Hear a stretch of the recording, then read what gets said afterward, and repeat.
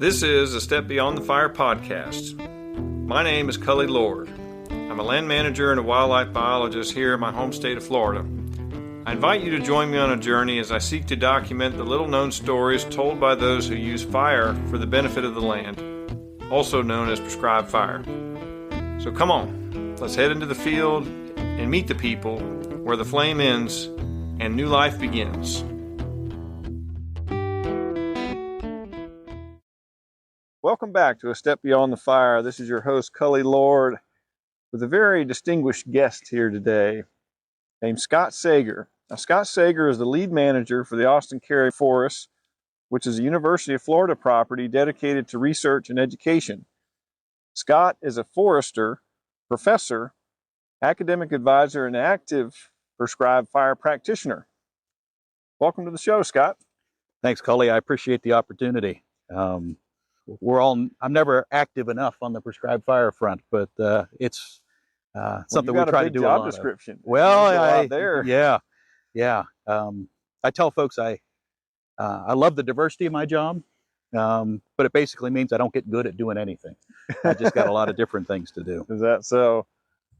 Well, it must be a lot there. There's a lot of unique projects to work on. Yeah. One of which is an area that we're taking a walk in right now. We're out at Cary Forest. It's a little cloudy, overcast day. You might be able to hear the wind in the pines. And it's actually, hopefully we won't get rained on out here. But right. This is a recent timber sale that you conducted, right? Mm-hmm. Can you kind of take us into explain for everybody kind of what we're looking at right here? So this is Flatwoods. And basically we're standing in a stand that's about 50% longleaf, 50% slash pine with some scattered cypress domes, hardwood pockets throughout. This, the mature overstory here is about 90 years old. So it's good, mature, established overstory. Yeah, absolutely. One of the things we recognized here about 10 years ago was the fact that basically every tree out here was about the same age. And one of our goals, one of our objectives is to sort of move this into an uneven age system. And it was running at about 100 square feet of basal area per acre, which is reasonably dense. Yes. More dense than we'd sort of like it from a habitat perspective. Got to get more sunlight on the forest floor. Exactly. Among many other things. More sunlight, less competition, open up the canopy. And so we'd been burning it about every 3 years in the growing season, sort of as a maintenance effort. We came in 2016 and took out about a third of the trees, sort of as a first phase harvest. Tried to take out any loblolly that had crept in, loblolly pine, tried to take general densities down a little bit, and with the intention of sort of taking out the stuff that probably was going to fall over on its own or wasn't the right species. And then we let it sit for several years, came back in 2021 and took out about half of what was left. So we're down in depending on where you're standing, somewhere in the 40 to 60 square feet of basal area. So for the average lay person out there who doesn't know what basal area is, it's the feet squared per acre that tree, the base of that tree stem would basically take up. Yep. For lack of a better term, right? It's fun because it's a number that is sort of irregardless of age. You can have a lot of small trees or you can have a few big trees and it would be the same basal area. So it's sort of irrelevant to that relative to density. So it's a good reflection of competition. And so most of the timber company stands that you probably see are running somewhere in the 80 to 120 square feet of basal area. Most naturally managed stands are somewhere in the 80 to 60 square feet, I would say. Stands managed for habitat, for water quality, understory, those sorts of things. And so, yeah, we were trying to move that down there with the intention of opening up gaps, lowering density and opening up gaps that would allow this to naturally regenerate. We can see a long ways across this area here. This is great for wildlife and great for fire to move across the landscape in a relatively low intensity and being able to manage it for locally important wildlife species out here too. But there's a lot of other stuff that goes on here at Austin Cary Forest as well. There's a lot of research, and one part of this is that I was here as a student years ago and kind of taking a peek at what was really happening out here. But there's such a diverse range of studies that are happening. I remember seeing one study years ago that had to do with organic waste, and they were cutting it into the soil to try to see if it would actually help pine trees grow better and that sort of thing. Absolutely, yeah. There's all kinds of stuff like that, right? Yeah, no, it's one of the neat things about the forest is this is a weird forest to manage because parts of it look like sort of what we're walking through here, similar to what Bartram would have seen, sort of coming through the area in late 1700s. Is that bachelor's button right there? No, that's candyweed. Candyweed. Polygala lutea. Or at least it was until the taxonomist got a hold of it. But, yeah. There's a lot of neat plants that we're seeing. Very pretty little orange flowers, low to the ground. You can see there we've got a little bit of the St. John's wort, the hypericum coming up. I see that. This is a great stand for in the summer, end of summer, seeing Beatrice, the blazing star. The blazing star, deer tongue, vanilla plant. Lots of purple towards the end of the year. Look those up, folks. There's a lot of beautiful colors that show up in these pine flatwoods during the spring and fall, summer and fall. I was going to say, September, October out here is just wonderful. But lots of different research. So some of the stands look like this, very open, managed for habitat values, things like that. Other stands are managed for production. So trying to look at growing trees faster, like you mentioned. Because the forestry department is involved, which is now called the School of Forest, Fisheries, and Geomatic Sciences. Okay. Yeah. Try to keep that. It's changed a few times. It has. It has. That's another thing for you to keep track of. Yeah, I guess so. That's an opportunity. I mean, one of the cool things about this job is the fact that I get to interact with so many different folks. So we've got folks that are doing water quality measurements, looking at research, looking at fertilization impacts, looking at so here is the Polygala nana. So that's also candyweed, but it's the yellow form rather than the orange form. Yeah. Is that a variety or is that a different species? Different species, as I understand it. Oh, wow. Yeah. But beautiful. Anyway, so we've got in this stand we've got a tower that's monitoring carbon dioxide levels. I was going to ask about that. So we're looking at this tower. It looks to be about 80 or 90 feet tall, right? Or maybe a little more. A little more. Yep. It's got some solar panels at the bottom, and there's a staircase. Have you ever climbed up that staircase? Yeah, absolutely. It looks a little sketchy to get up there. It's a little sketchy, but it's an opportunity to monitor for wildfires during the year and those sorts of things. That's true. That's going back to lookouts. Yeah, exactly. The lookout tower communication model. Escape route safety zone. So there's your. Yep. You can send the students to come out here and be the lookout up top there. So, right. No, we very rarely go up there because just your breathing would actually impact the CO2 sensors that are up there. They're that sensitive. They're very sensitive, and there's talking about how much carbon is being stored out here, and when you do a burn, what's the release? How much is going back up into the atmosphere? Water budget, how much is going into the ground versus going back up into the air when the trees exhale, all those sorts of things. So what does a typical day in your life look like?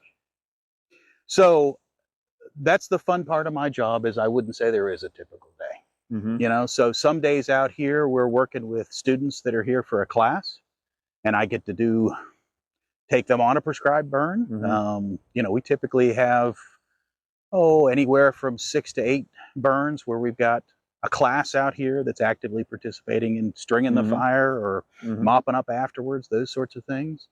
But we have classes that are out here doing water hydrology labs, with classes out here that are, learning how to use basic equipment for measuring trees and things like that.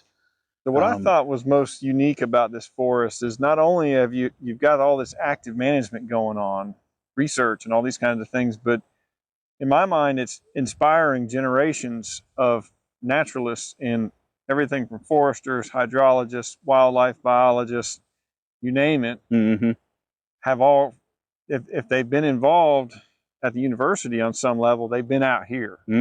So there's that other component of influencing people in the next generation in life. Absolutely. Awesome. Yeah. It becomes sort of a, sounds a little grand, but sort of a cultural touchstone. You meet somebody, they're an alumnus, they graduated 30 years ago or 5 years ago, and you say, oh, so you've probably been on the Austin Cary, and oh, what were you? Oh, yeah, I was when we were doing that thinning, or we were burning that block for the first time, or those sorts of things, hear all which the is good just stories. awesome. Yeah, absolutely. Yeah, some stories you don't want to repeat, but yeah, good stories. Yeah. So there's a little bit of everything. From some days you probably have administrative work being the academic advising side of things too. Probably is. Yeah, I get to spend about 2 days a week out here on average. Okay. And this is the part of my job that keeps me sane, I would say. So I agree. It's an opportunity to go out there and sort of apply what I've taught about or talked about or thought about during the rest of the week. But we have talked about the outreach stuff. We have the fire festival that we do every 2 years out here. That's not FYRE Correct. festival. It's FIRE festival. It's very different from Burning Man too. So yeah, right. Yeah. Yeah, that was, boy. Well, so since my first experience, when I first started this podcast, it was during Prescribed Fire Awareness Week, and I was looking forward to coming out here for that experience, and I never touched on what actually happened when we were out here, which there was one moment, I'm going to admit this, there was one moment during the day where I almost shed a tear. I was so just happy and had this feeling. I was going to say, hopefully a happy tear, but yeah, right. Being so happy watching what was happening. And that was, at the end of the day, there was these 3 different burns that you guys did. Demonstration burns. The demonstration burns. I was manning a booth for my agency, but when I went to go see the last burn of the day, the wind direction was absolutely perfect. You had perfect conditions for what you were trying to do that day. And there was all these kids and parents and people from all walks of life standing there on the line just watching what was going on. And there was even one moment where there was a small mouse darted out of the area, and which is pretty typical. Yeah, right. That was what and so then I started talking to some folks about that, how wildlife moves out of the area if you burn it under certain conditions, and you can benefit wildlife in that way and through that process. So that whole day and towards the end of the day, I just felt such a warm, feeling of happiness, I guess, for lack of a better term. Excuse the pun, but a warm glow. Warm yeah, right. No, absolutely. I'm getting a little too sentimental here. I don't normally do that, but no, that festival was a great outreach opportunity. Huge amount of educational stuff there, from wildlife to prescribed burn associations to different agencies talking about different learning opportunities. There was a lot. Trying to make people more comfortable with fire. When they see a fire, they see a smoke column, they see a prescribed burn in progress, those sorts of things, that it's not a panic opportunity.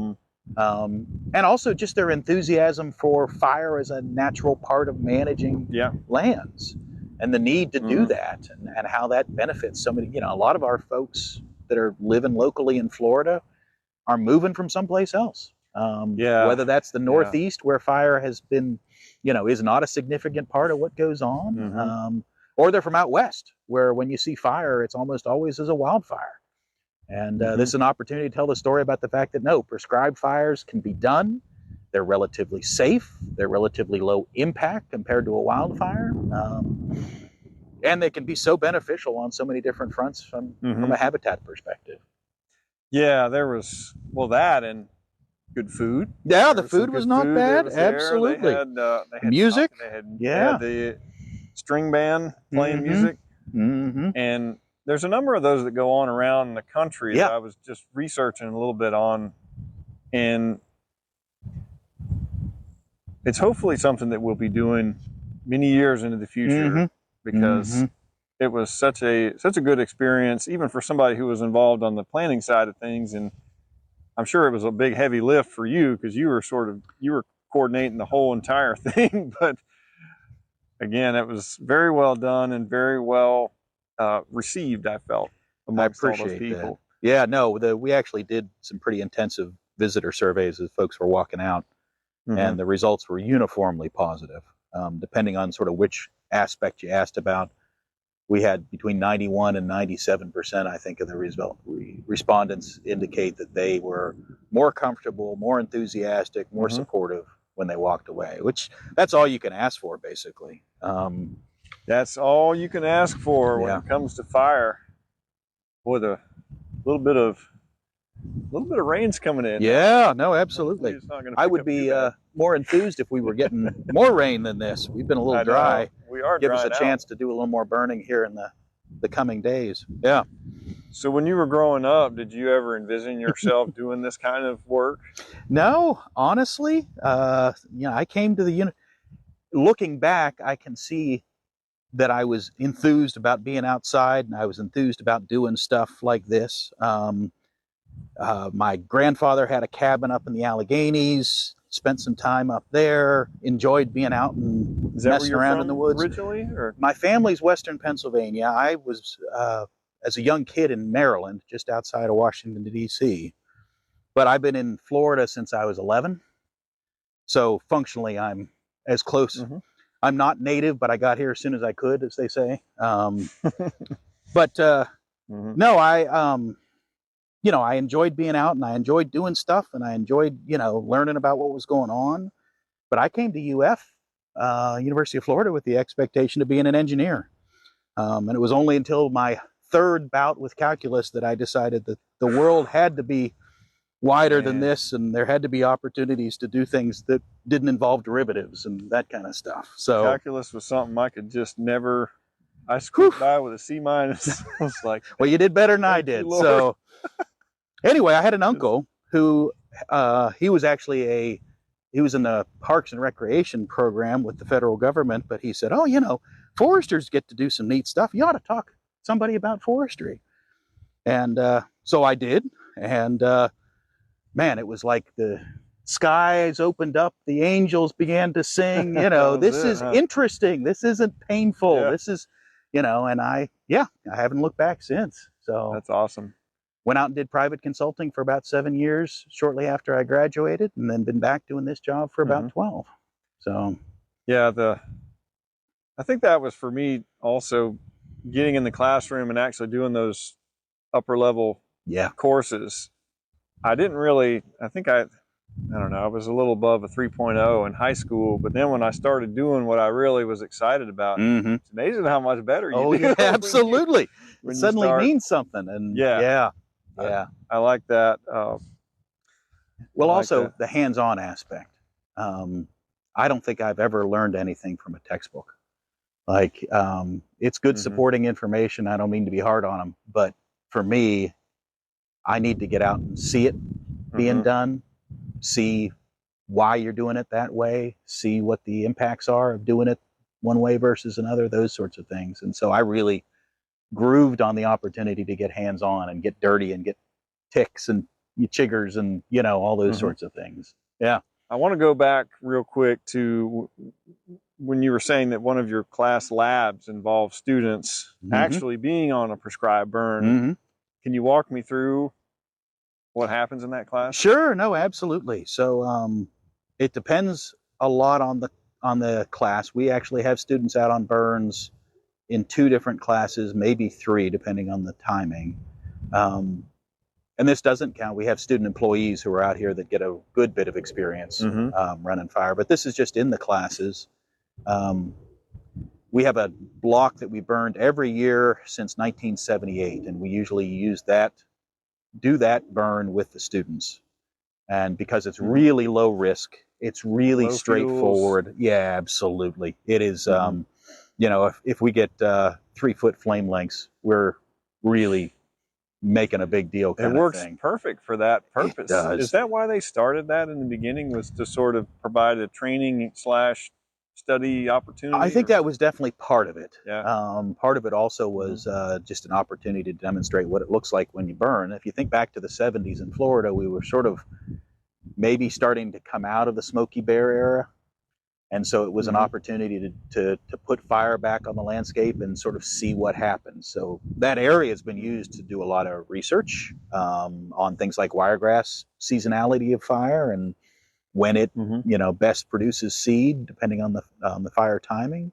Is there a link anywhere on our website, or on the UF's website rather, that talks a little bit about that stand? A little bit, I think there's some pretty interesting research that's some neat history. That's been, it's not very, very common that you have a place that's been burned every single year since the 70s. Well, and it's interesting also, at this point I can say we are, ecologically at least, we are over burning that. Definitely. We are burning that too often for the conditions, which is also part of the message, that fire is not the only tool in the toolbox, that you have to have other things that you can do, and that you can burn things the wrong way. It's not an all or nothing kind of arrangement. But going back to setting it up for the class, we may have 26 or 30 students, and it's not a very big piece. It's about 7 acres.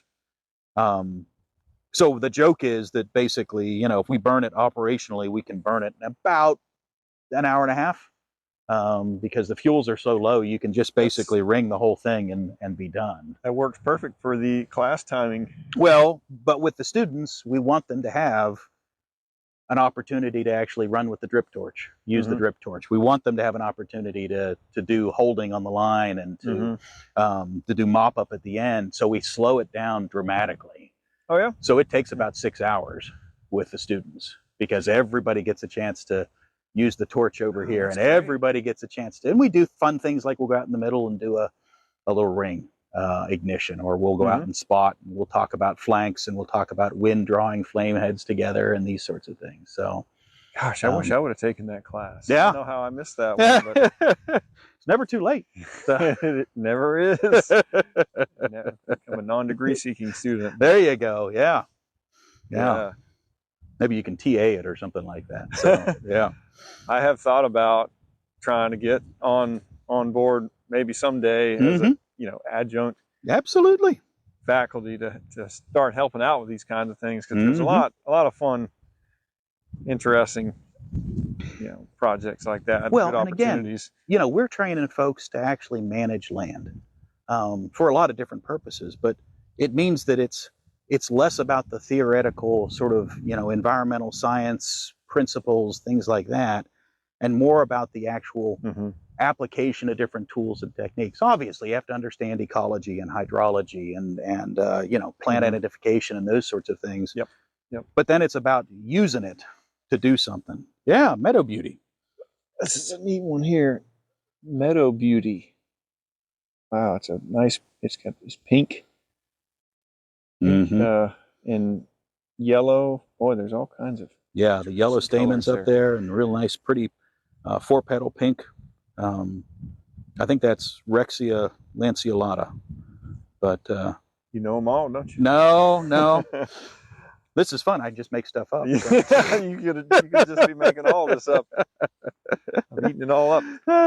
Yeah, I'm getting plenty of good distractions out here. Yeah, absolutely. Looking across this, you can hear this block also has a really good population of Sherman's fox squirrels. Does it? That come through here. We sort of have we have 2 areas that are in really good shape for fox squirrels, and they're separated. So we sort of have 2 clusters of different populations out here. And, I'm sure they cross a little bit, but yeah. Right. I heard some brown-headed nuthatches earlier. Those are great indicator species. Yeah. And you have Bachman sparrow. I'm sure you got a whole species list somewhere. We do. Take a look at. Yeah. And we're close to the edge of my botanical knowledge on it, kind of thing, because I start to see things and go, I have no idea what that is. We'll have to go find that and add it to the list. But awesome. Yeah. So what motivates you in life?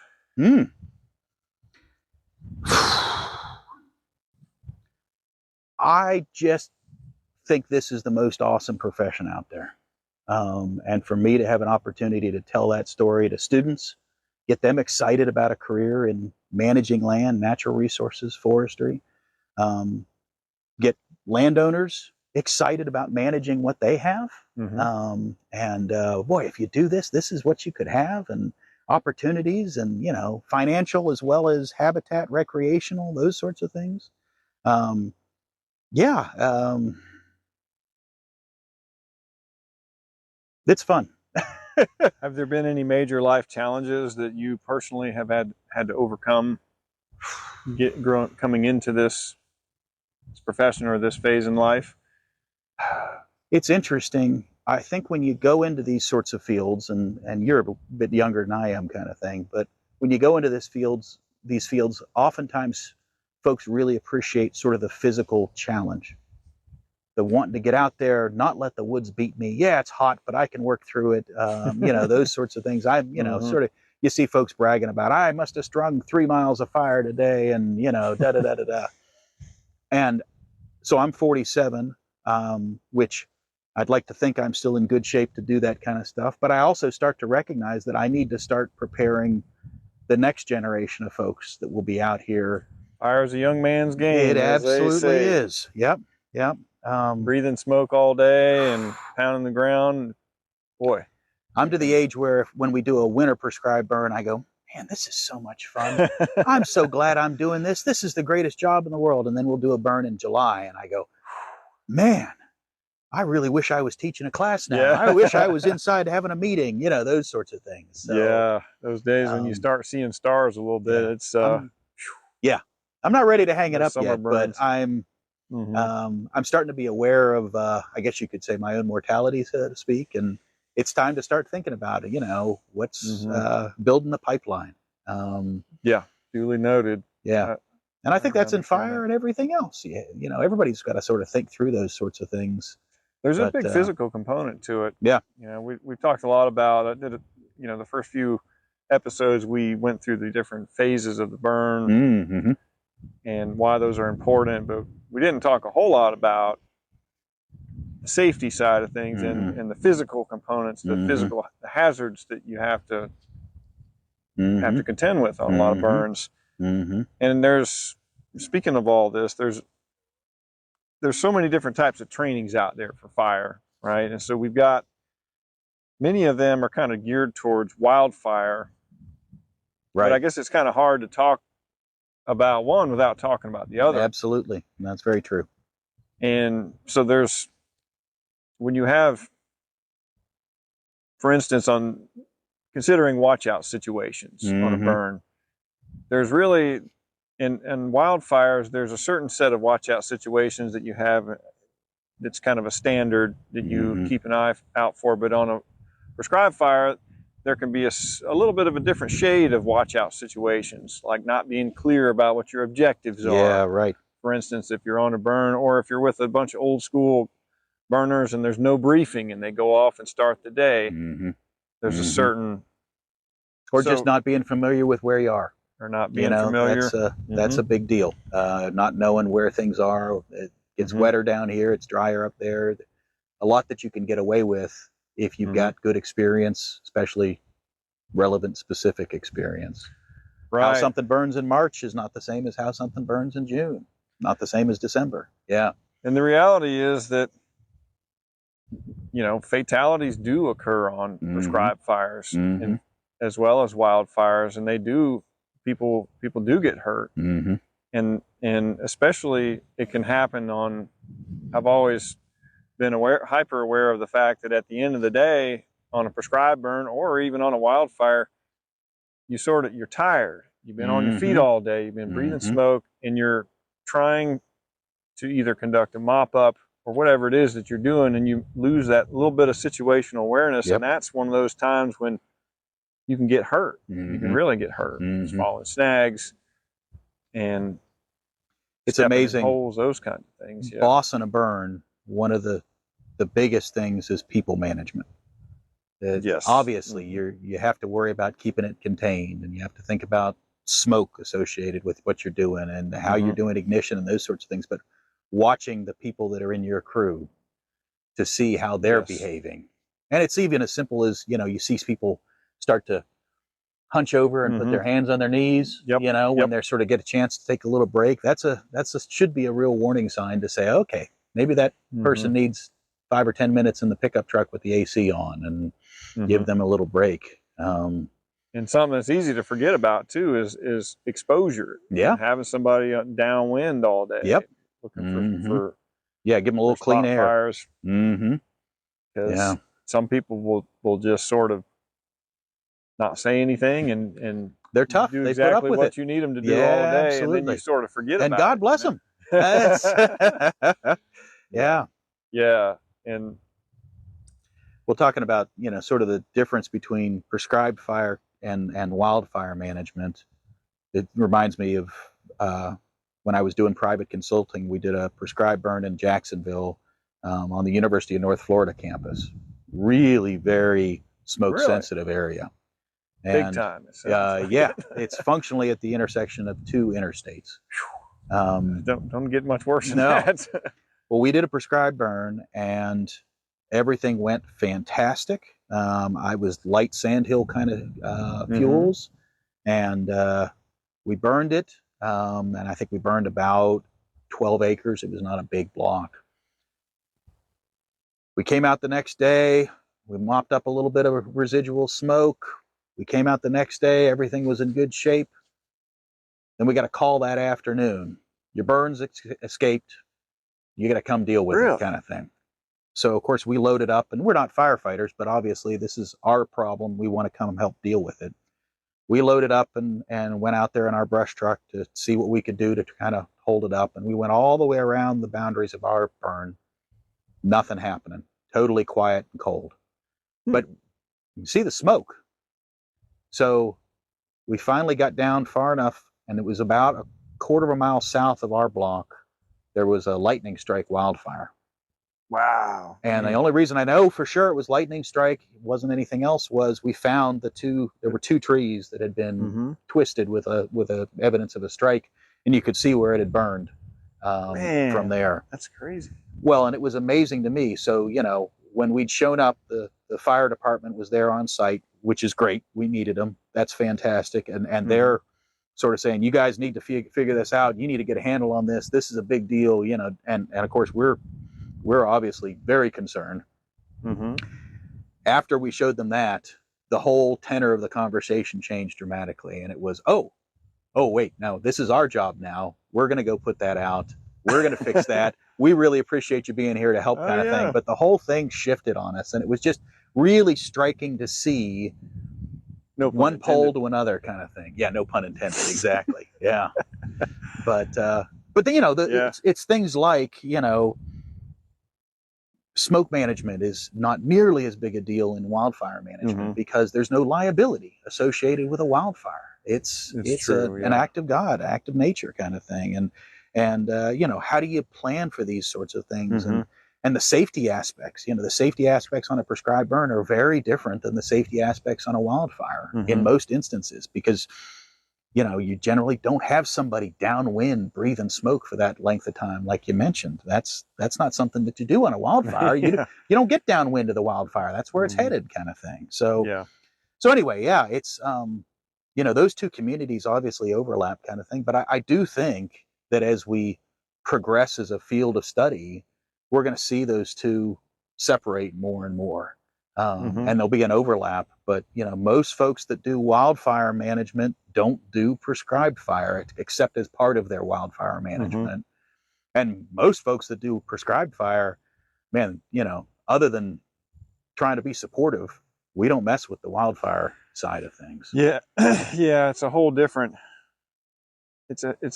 set of operational concerns and tactics and conducting initial attack on a fire. That's a whole different ball game, especially in areas where you're not familiar with the terrain and watch out situations. And I've had a few prescribed burns that have gotten out, and they say there's only 2 kinds of prescribed burners. They're the ones that have lost a burn and the one that haven't lost one yet, kind of thing. So it happens to all of us. That's but, encouraging for any of you who, yeah, who want to become absolutely. prescribed burners. You will lose one, and it's all about what world. happens after that. Obviously, you want to prevent it to the greatest extent possible, but yeah, you know, managing the impacts at that point are what you need to be focused on. But I'll never be so happy as having my burn get out and calling for help and having the wildfire community, the Florida Forest Service, show up to help me deal with that situation. It's just an awesome feeling to know that you can call on those folks for help and support. Yeah. And we've talked about this a little bit before, but the Florida Forest Service is the leading entity. They administer laws under Chapter 590 in the Florida statutes, the policies, as well as the rules that are found in the 5I-2, the open burning rules. So there's a lot there, but they are really they lead the way for prescribed fire education, for wildfire management. They make a lot of the decisions. They even dictate a lot of what can happen on the federal level too, on federal lands. But at any rate, well, and they're also they are the state agency that manages prescribed fire, and they're one of the main reasons why Florida is such a leader in the nation in the use of prescribed fire. They've done a phenomenal job of encouraging that over the years and supporting that, and burning themselves. They burn an awful lot of state forest property and cooperators' property. Yeah. Well, Scott, I really appreciate you taking the time to meet with us here today. It's been real. Absolutely. It's been fun. And it's also been real fun having you lead us in another step beyond the fire. We hope to visit with you again one day soon. I enjoyed it. Thanks, Cully.